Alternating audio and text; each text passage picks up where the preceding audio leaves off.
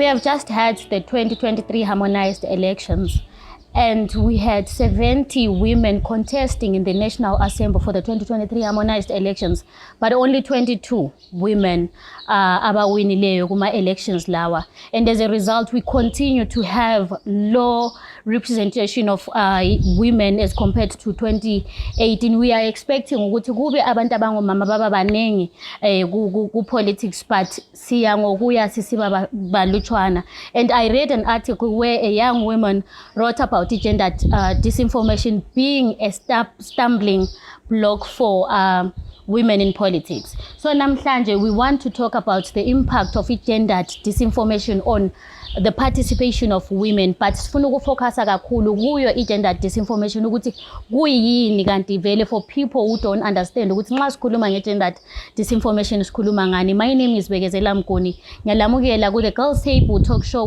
where we talk about issues that affect women in general, and I am joined by two other young women from rural communities and another woman expert ozasenza sizwisisa ukuthi kanti vele gendered disinformation kuyini. I would let the young women and the guest here to us introduce as we continue with the show. Please go ahead and introduce yourself. My name is Simpira Maso, and my name is Prudence Smith. Ibizo lami nguPretty Nxumalo. I am the programs manager for Sunshine Cinema. Thank you so much to the two young ladies. They forgot to say where they come from. Musimpiwe is from Plumtree, then Prudence is from Cholocho. Thank you so much, Pretty. So, namhlanje sifuna ukukhuluma ngegendered disinformation, and ngifisa ukuzwisisa ukuthi lina nxa umuntu angapha ngofika athi gendered disinformation kuyini elikucabanga. okay, ngizoqala mina. I think gender disinformation ukuthi asila information about gender yethu and le support. Mina, I think gender disinformation siyazikhuluma angazi ukuthi nga-explanation but i-explanation yankhona angeke ngichasisane yazi kahle kahle, but I think ama-examples ankhona siyazikhuluma about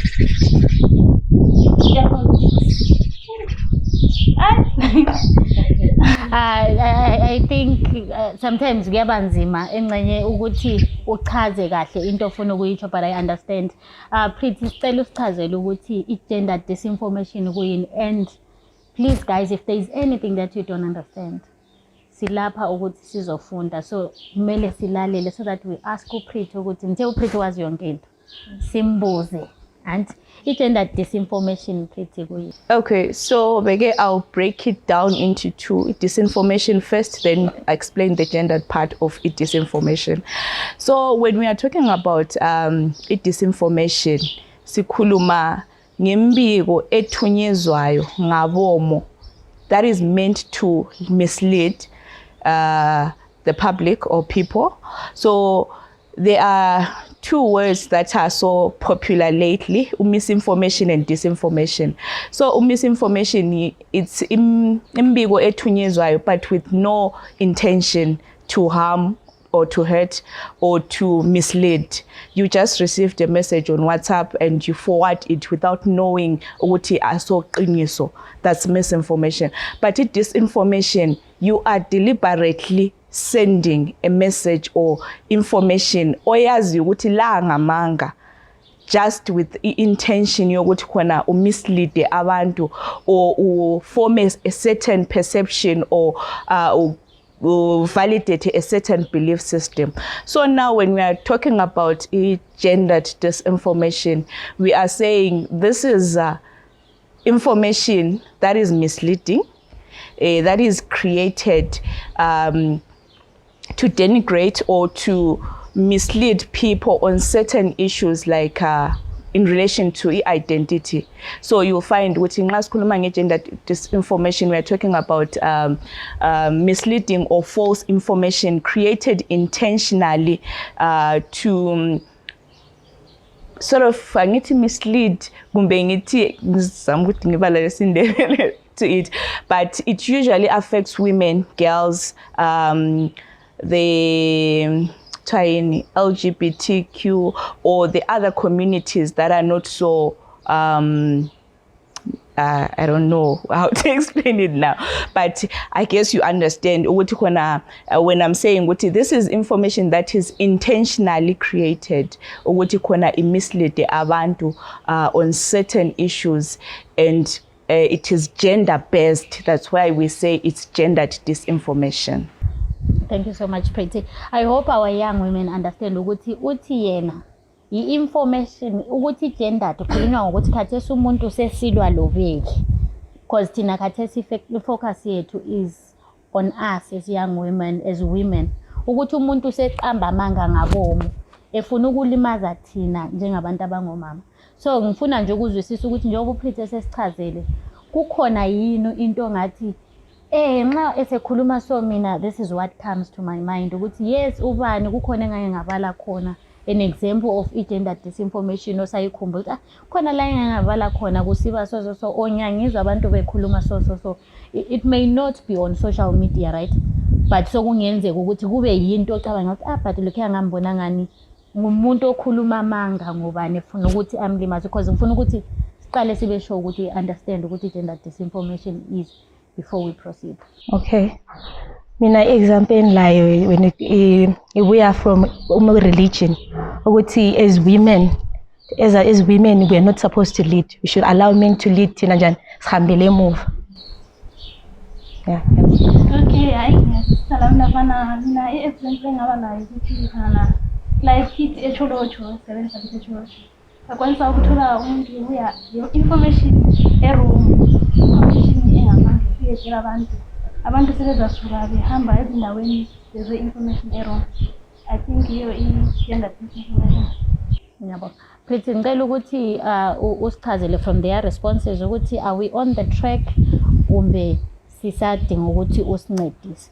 Then I have another question for you before we respond to what after responding to what they just said.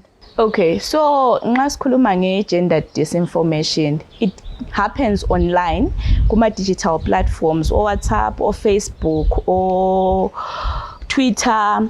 It also happens even ku mainstream media or radio or television, even like print. So of course we are on track, but now the aspect maybe abangayibambanga ukuthi khona i-information lay like ubeke mentioned ukuthi khona it's meant to destroy ubeke. It's targeted at a woman or a girl because you are a woman. Echolocho laphana omunye sebhale imessage wathi khona wena unje into engekhoyo kwase kusithi kwathi ngawe, then imessage liyana ibisi circulator echolocho laphana abantu bonke nxa sebekukhangele wena, they are now judging you based on imessage abayibalileyo ngawe. So let's bring it to politics. You are campaigning to become a councillor, then someone sits down and thinks ukuthi khona mina ngimfuni ukuthi abe ngukhansela because she is a woman. Abese qalisa ukuya retriever enye ifoto yakho okwayiposta kudala ayifake laphana ebese tshela abantu ukuthi limvotela njani umuntu onje nxa likhangele ipicture lay enje.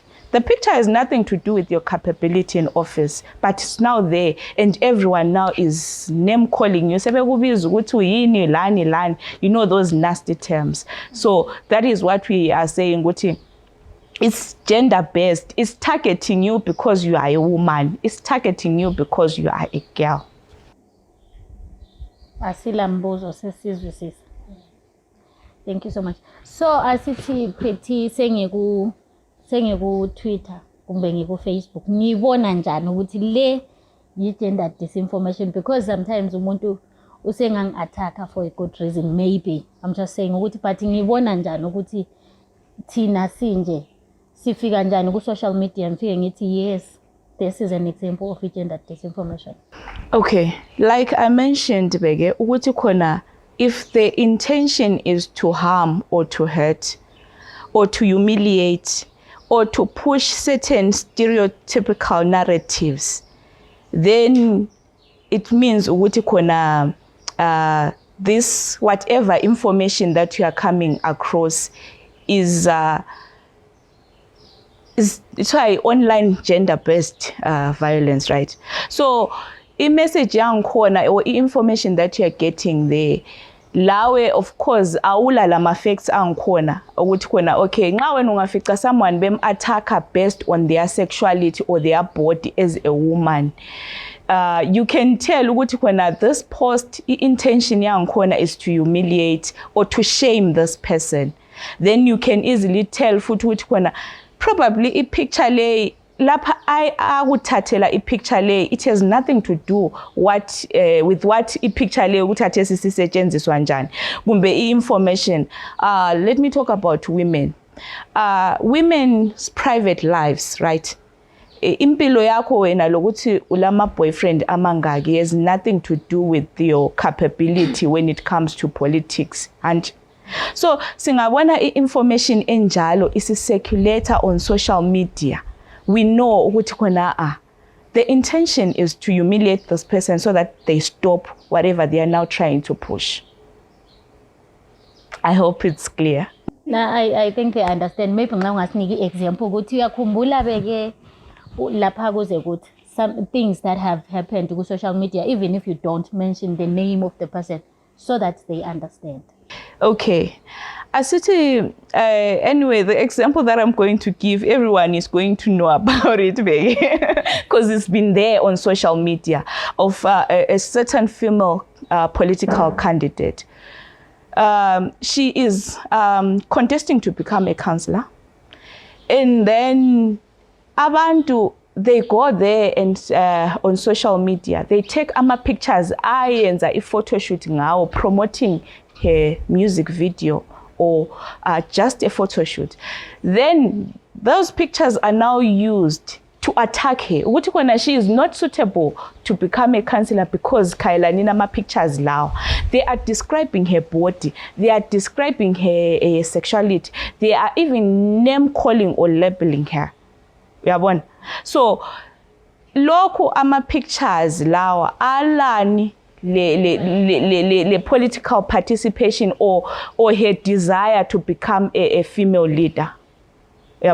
So imagine if such, because this disinformation, it starts with one person and then there is a lot of coordination around it. Everyone now believes that vele akakho suitable because of a picture A1 that was taken ingekho ku context yona leyo ukuthi khona khathesi ufuna a position in politics. So I think ngikukhulume la ngesindebele sethu sisizwayo. Utsho njengokuthi asithi mina ngiyamodela until yangazi ukuthi ngumuntu lokumodela. Sometimes nxa simodela so kungadinga ukuthi ngigqoke kumbe kuthiwa ngo swimwear. Nxa sengigqoke iswimwear sengingabe maybe ngingagqokanga ngaphelela. Ngithi kusasa sensithi ngifuna ukuba ngokhansela bese kulethwa ama pictures ami ngimodela. So kuthiwa lo hamba nqunu azosilida. I think that's close to what she's saying. Ukuthi sengiku social media campaigning ukuthi ngifuna ukuba ngokhansela.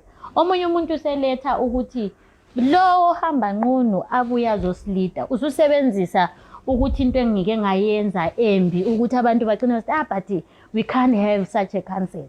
You know, but ngifuna ukuzwisisa ukuthi ngakhona ukukhana ukuthi umuntu ngifuna mina ukuba yileader kumbe ngifuna umsebenzi kumbe ngifuna ukwenzani umuntu abesesebenzisa something embi ngami sometimes futhi engasoqiniso ngoba abanye balokuthi uthi uyakhuluma uzokuthiwa sizakhuluma ngama relationships akho ukuthi bakwenze unjani ungasakhulumi. So ngifuna ukuzwisisa ukuthi from what uPriti has said licabanga ukuthi for someone who is in politics like she said ukuthi politics sebeletha izinto ze music yakho ukuthi no we can't have such a leader. Kuyenza thina njengabantu abangomama kuba lemphumela njani kithi abantu abangomama in terms of participating ezintweni ze leadership. Kuyasinika amandla okuqhubekela phambili kuba lemphumela bani. What impact does it have? What effects does it have? Ukuthi sibe kwazi ubeke ubezama ukuthi laye aphusha abe ngukhansila abantu bamgicilela phansi. So kuba le mphumela bani kithi, impact bani kithi isindebele sithi. Okay. Mina ngokubona kwami ngibona ngathi kuyayenza lathi sibe lokusaba ukuparticipate entweni ezinjalo, because ngingafuna ukhayela emuva kulo muntu operfect. La maybe kukhona okunye engakwenzayo ngithi sengicabanga ngithi lami ngingafuna ukungena la, lami lokhana kunjani baza kusebenzisa. Yeah. Okay, lami ngibona ngani vele kuyakwenza lawe ungabi lesibindi, ungabi nje le dignity yokuthi uyenze leyani into, ngoba lawe awusuzibuza ukuthi if lami ngenza into enje, maybe yakhona ama-poster, maybe khona lami into eyake yenziwa ngomunye umuntu uzagcina sepostile, ugcina loser that dignity yokuthi lawe uzisibindi zokuthi uyenze njalo. Thank you so much. I'm happy I feel like sis understand ukuthi siyangaphi, because omunye uthe sizayesaba.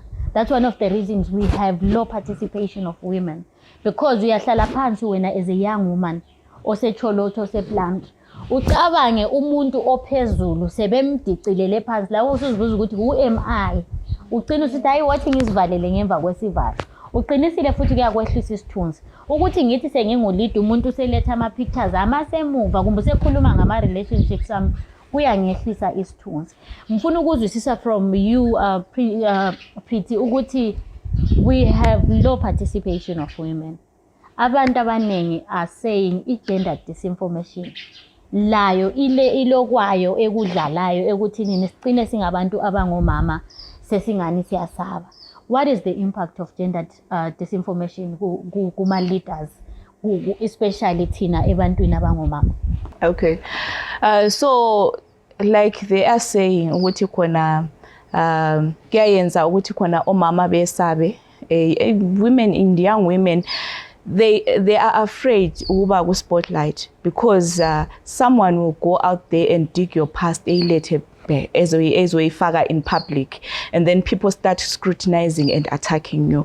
And also, like she's saying, kuyayenza ube le low self-esteem or confidence. Imagine if it's not only online, even the coverage of women in mainstream media. Nxa kungahamba kuyethathwa istory nge-private life yakho isifakwe laphana, it's there, right? And kuyakwenza ukuthi khona wena uhlubele low self-esteem. You can't be explaining to everyone ukuthi hayi lokhu kwayenzakala ngesikhathi sinje kwakunjani, right? And also there is another issue of self-censorship. You start self-censoring. Ungakhangela gender disinformation, mainly it's targeted at women who are vocal, or whether media or on social media. If you are an activist or if you are interested in politics, you become a target because they want to silence you. So kule impact in the sense that the false information that is being said about you, ifika ibele certain perception on the people who are supposed to vote for you. How are they going to vote for you beke if they now know ukuthi khona ubeke kwasekusithi ngaye and the pictures, your nudes are there? People will start having low confidence on you, so abakuvotele. So gender disinformation iyenza ukuthi khona the public la ingavoteli female candidates because they are judged based on stereotypes. Women are weak. Women cannot be leaders. How can she lead when she is exhibiting this kind of character? Women cannot lead because, especially those questions, journalists abuza, how are you balancing work and children? You cannot be a leader because when you're supposed to be taking care of children, that's the narrative that the media is pushing. And also, besides, when we are self-censor media laphana uthi awusakhulumi freely because uyesaba ukuthi khathesi kungaba le issue ye human rights efikileyo ungakhuluma abantu baza kuya bezoku-attack ukuthi ukhulumani usitshelani wena. And also in terms of freedom of expression, you are not expressing yourself freely. So gender disinformation ile impact eningi kakhulu in terms of women participation in politics, because it affects not only their esteem, confidence, and it also affects their ability to talk freely on whichever media platform. It affects their right to express themselves freely. It also has negative implications in the sense that the people who are supposed to be the ones supporting you are reading these false claims about you, and they are not going to vote for you. That is an obvious case. We were talking about this some other time, and I was saying, imagine someone calls me a prostitute on social media. Avume yini ubaba wendlini okokuqala. Yona liyana futhi gender disinformation iyaqina senza ubaba wendlini sayitshiyana lakho lokho, because already you find ukuthi umuntu vele ophila laye hardly supports you entweni ze-politics, then with i-gender disinformation kwenza kube worse ukuthi because now usuthanisha ibizo lami mina as the husband, so kumele ukuthi uyekele. So that's one of the reasons why women kusiba le low representation of women in politics, because sebesaba izinto zona lezo ukuthi umuntu uzaletha i-relationship yami ngingakayendi eyakudala le, you know, or into engayiposta kudala le emuva ukwenzela ukuthi ngize ngicine ngisesaba. But as young women elithi lina ugcina ususesaba, ugcina ungasela confidence, lifisa ukuthi kwenzakaleni ukuze lawe ufise ngelinye ilanga ufeel ukuthi i-politics i-ground i-level for everyone to participate. Kube ukuthi no, mina I don't want to be a councillor, not ukuthi uthi wena ngiyesaba izinto abazambiza zona ngaba ku-politics, ngiyesaba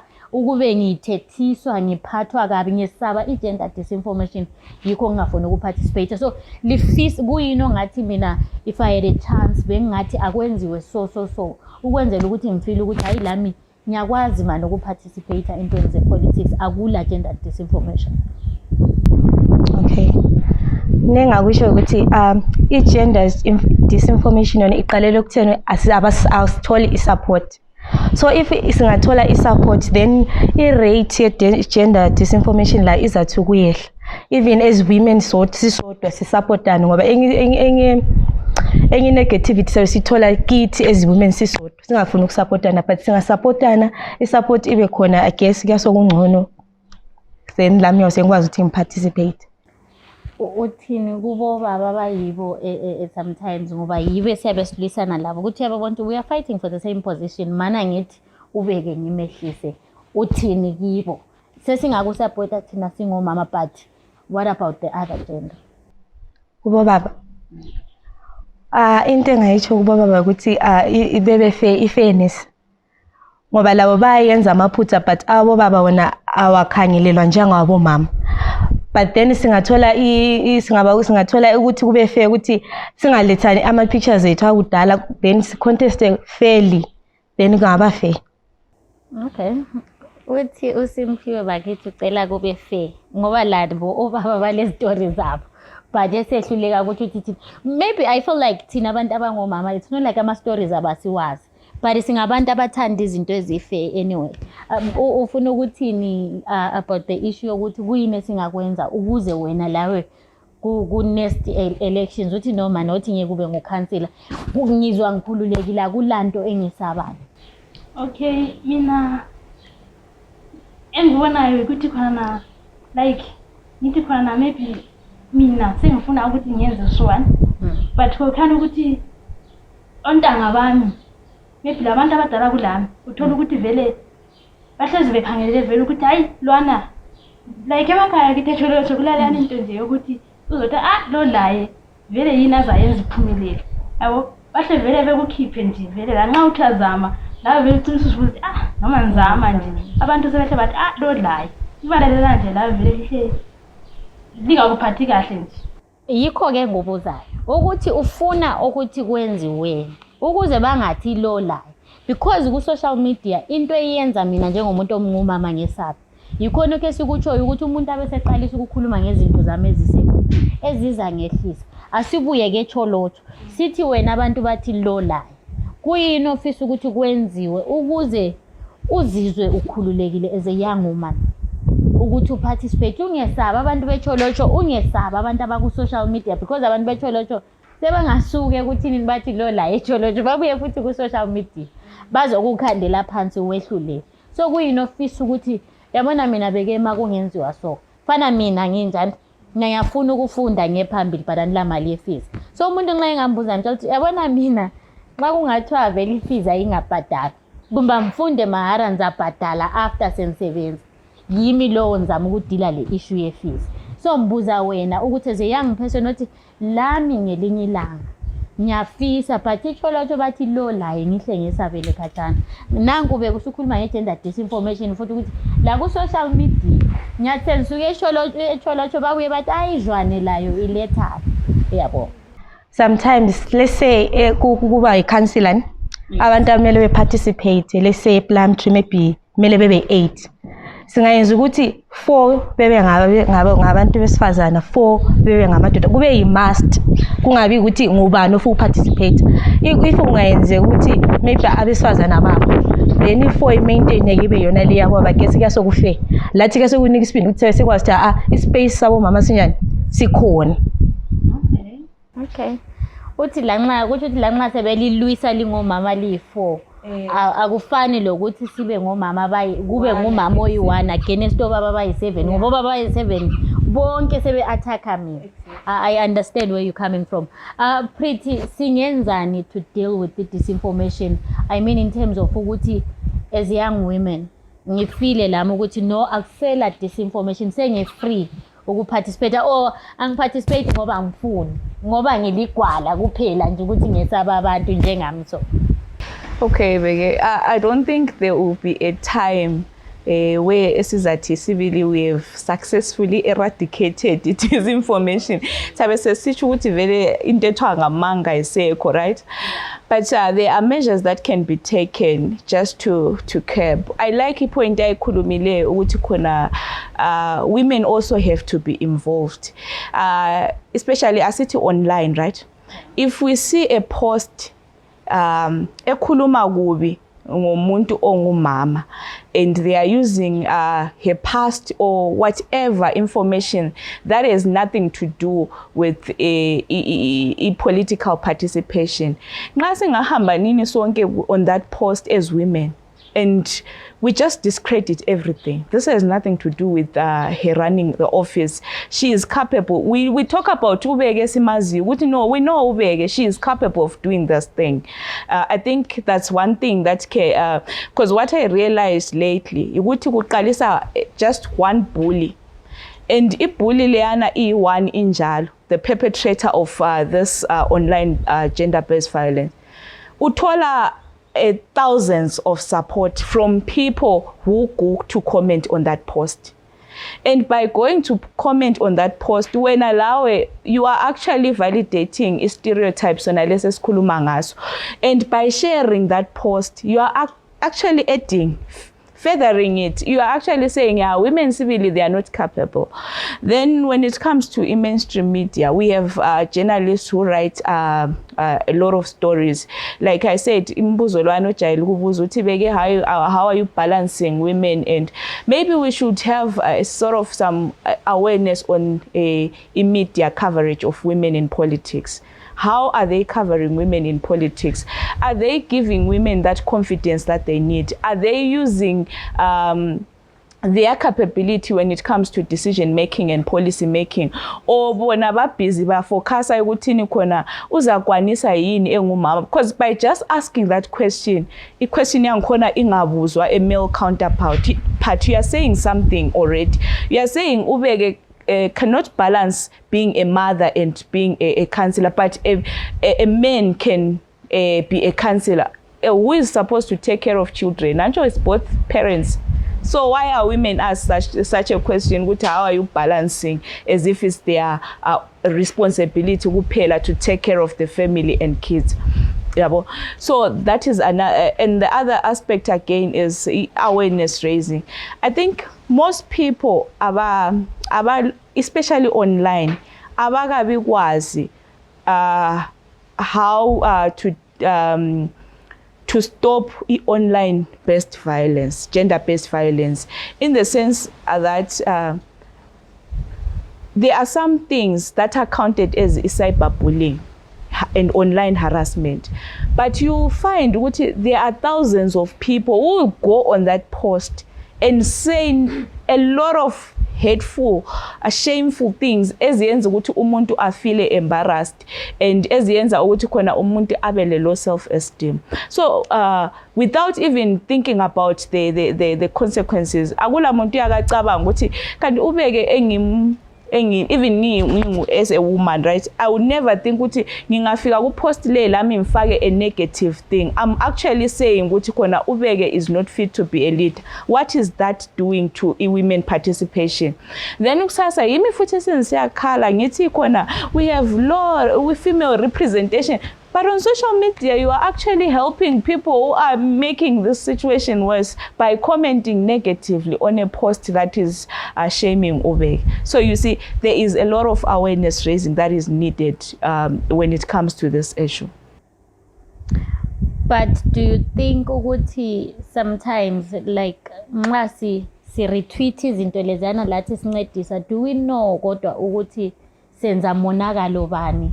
Or it's just a matter of ukuthi lami wothi mphushe i-narrative or lami wothi comment or I hate ubeke? But do people know ukuthi ngokwenza njalo sibulala abanye abantu or siyenza unconsciously ubusukucabanga maybe after some time? Do people know ukuthi but man senza so sengibulela ubeke, after lapho ubeke sesiyazivalela endlini, next elections she won't participate?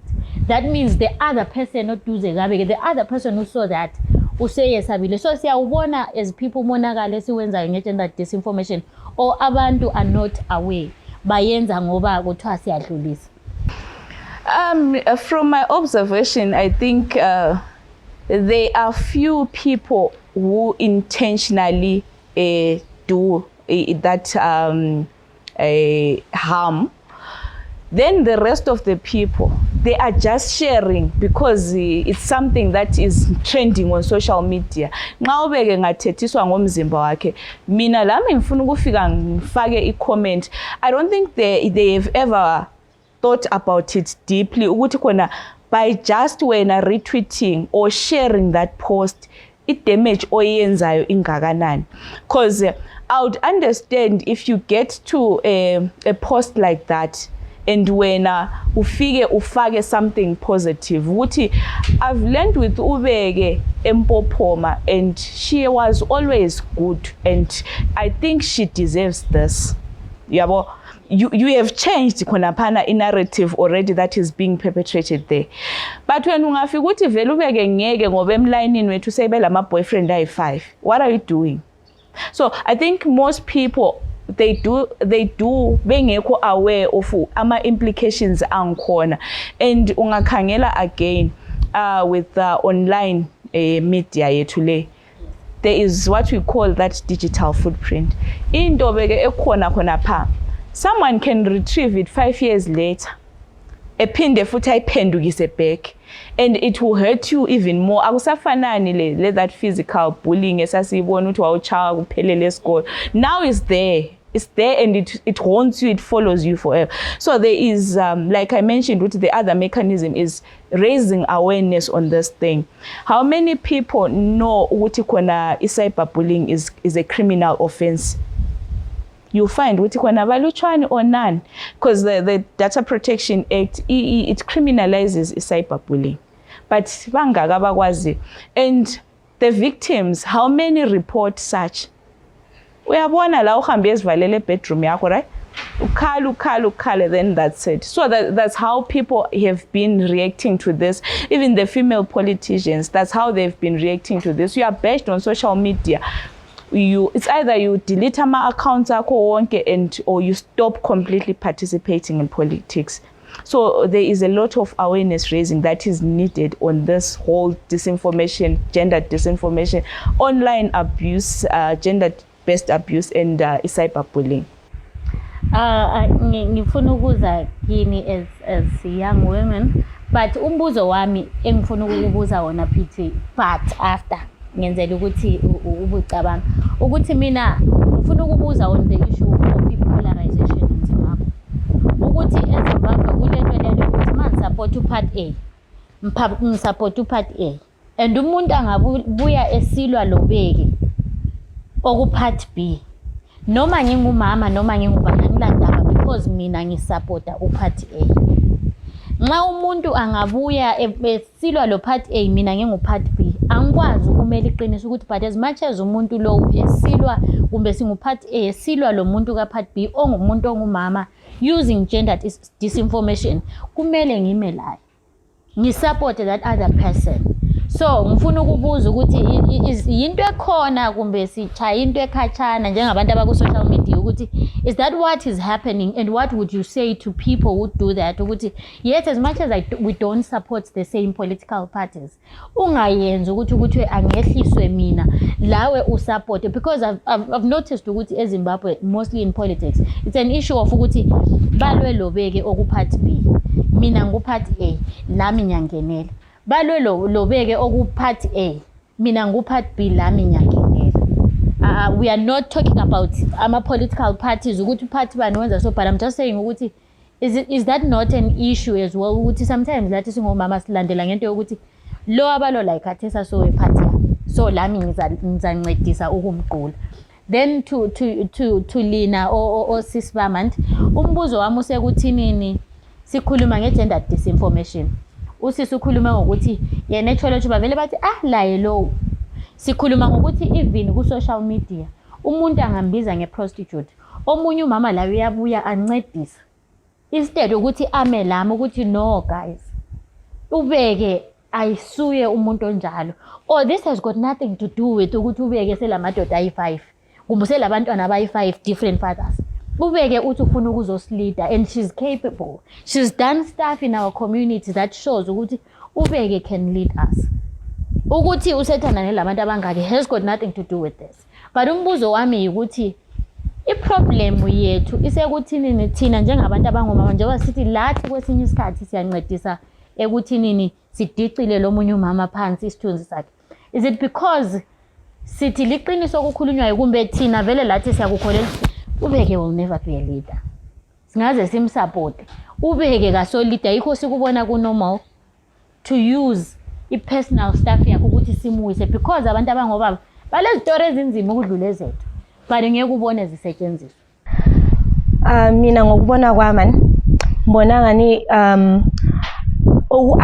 ukuthi abanye besifazane be-attack abanye besifazane, it's not all about ama-capabilities akho ukuba yi-leader, but I think this le into ekhona ukuthi abanye abesifazane bayihlule ukusupport abanye. So the moment mase be-attack lawo bangani bahle bakusupport ngoba kungani kunzima ungani kurare ukuthi abantu besifazane basupport ngabanye, but instead bayababisela emuva ngokuba njani ngokuphinda be-retweet into zona lezo stuff like that.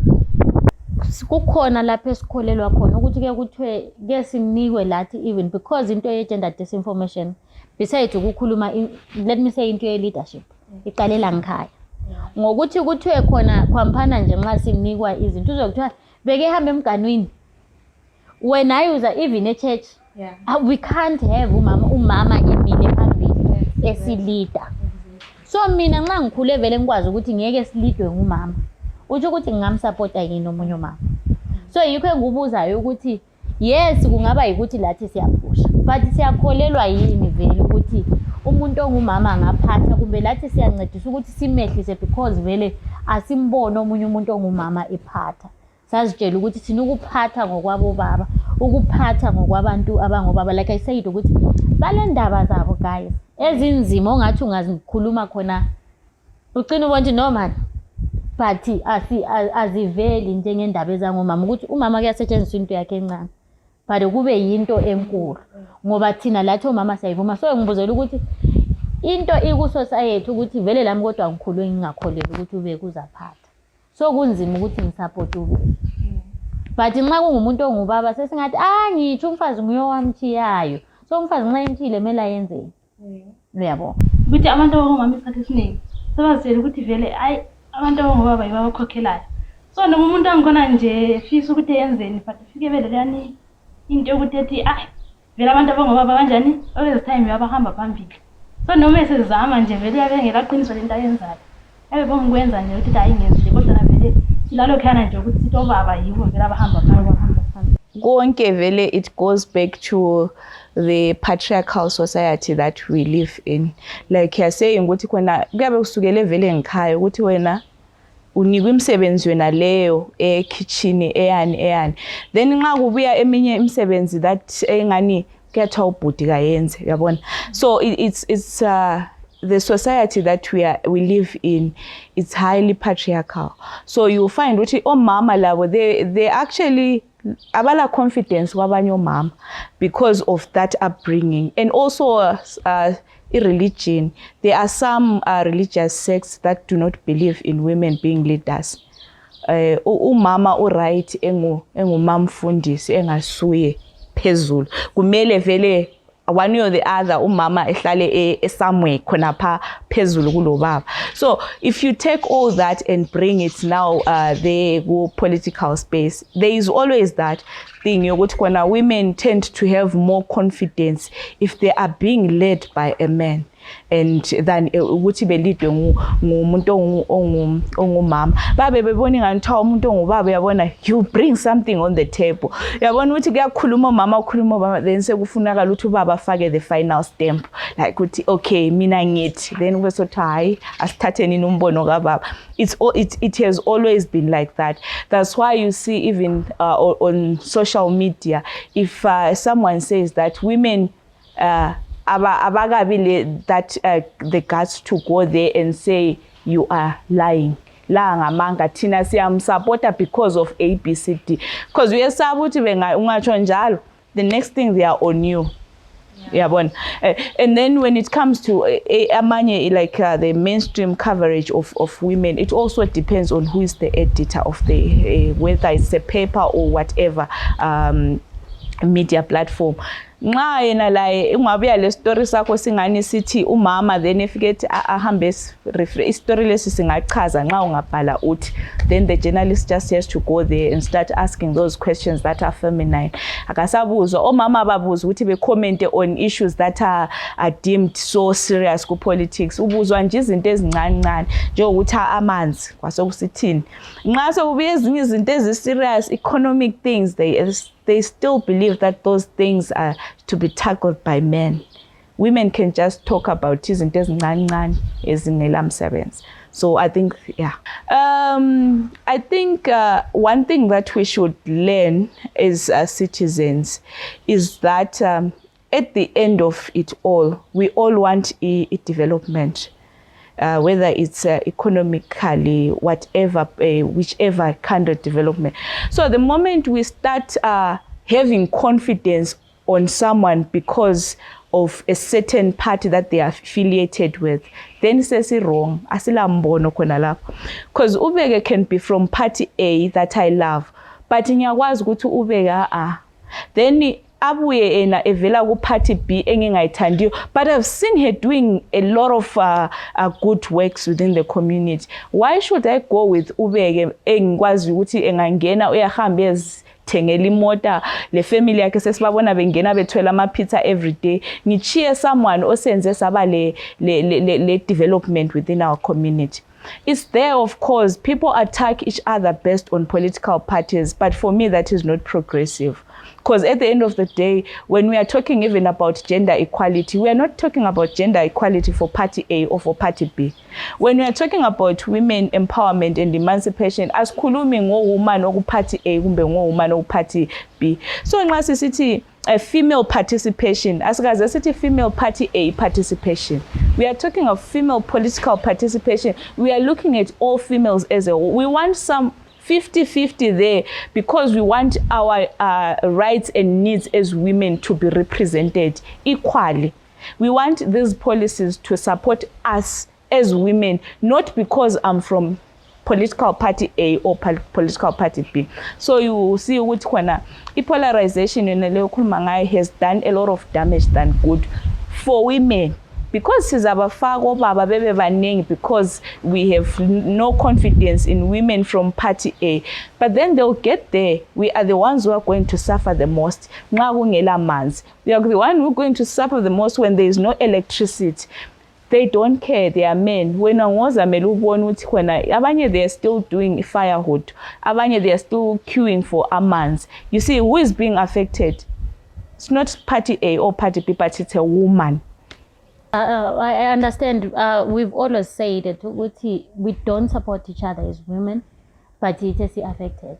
Isibhedlela esikhatshana nguwe wena mama owokhayo lo mntwana usesibhedlela ubaba engahambanga. So it's important ukuthi si-supportane as women.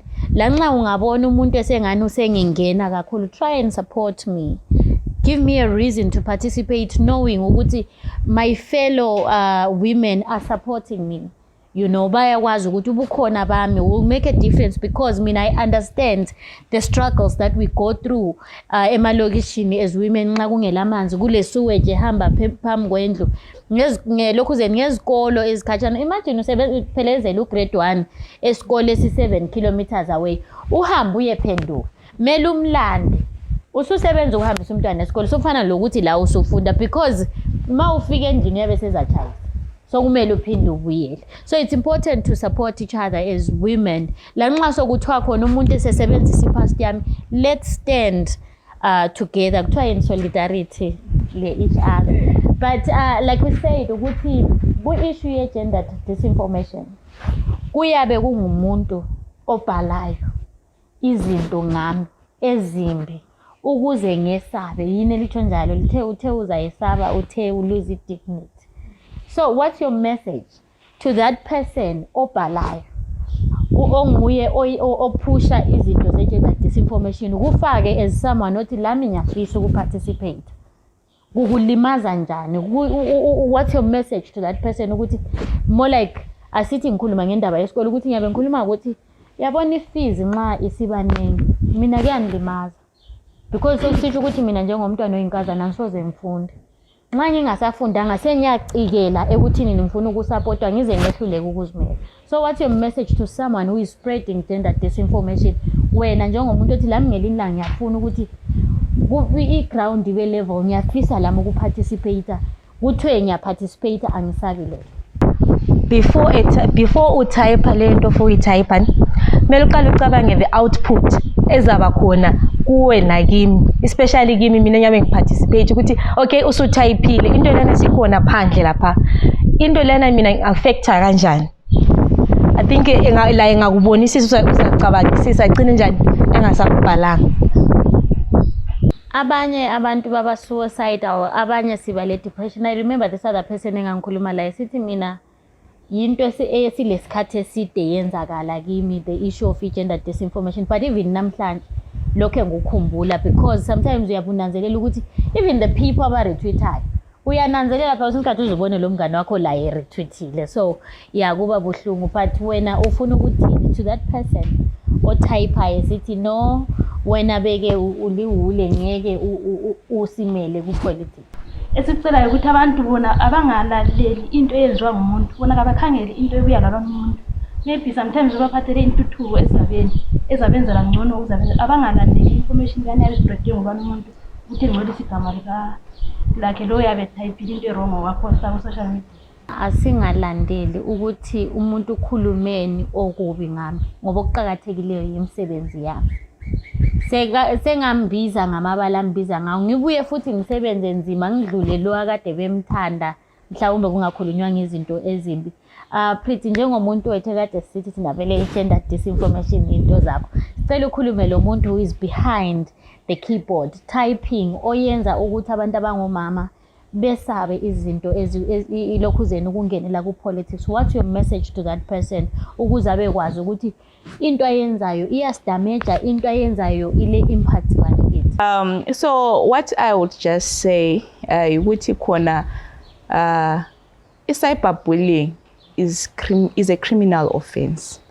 So whenever you are typing that message or that information with the intention to harm or to humiliate or to shame someone, whatever you are doing is a criminal offense, and it has a jail term, 10 years or something. So before sikhulume nje ngokuthi sim-advise ukuthi khona engakatype uyenzani kubo mama, umele abekwazi vele yena ngokwakhe ukuthi khona that is a criminal offense. And you who is also perpetrating that by adding on to what has been said, and you know that this is false, and you are intending to harm or humiliate someone, you are also part of that. You are actually a criminal, and whatever you are doing is wrong.